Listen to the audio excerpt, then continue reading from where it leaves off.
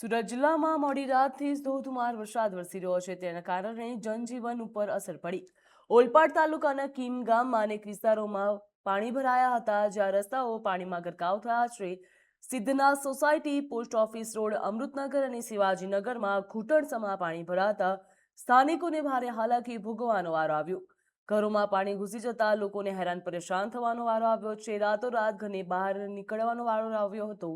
તો બીજી તરફ કીમ માંડવી રાજ્યધરીના સર્વિસ રોડ ઉપર વરસાદી પાણી ભરાતા વાહન ચાલકોને મુશ્કેલીનો સામનો કરવાનો વારો આવ્યો હતો. તો હાલ સમગ્ર વિસ્તારમાં વરસાદી સ્થિતિ ઉપર તંત્ર દ્વારા નજર રાખવામાં આવી રહી છે.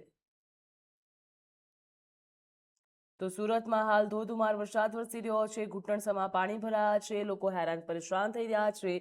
જ્યાં સ્કૂલે જતા બાળકોને પણ હેરાન થવાનો વારો આવ્યો. હાલ વાત કરવામાં આવે તો દુકાનોમાં પણ વરસાદી પાણી ઘૂસી ગયા છે, તેના કારણે વેપારીઓ પણ મુશ્કેલીમાં મુકાયા છે. આ તરફ વાત કરવામાં આવે વાહન ચાલકો પણ વરસાદી પાણીના કારણે અટવાયા હતા.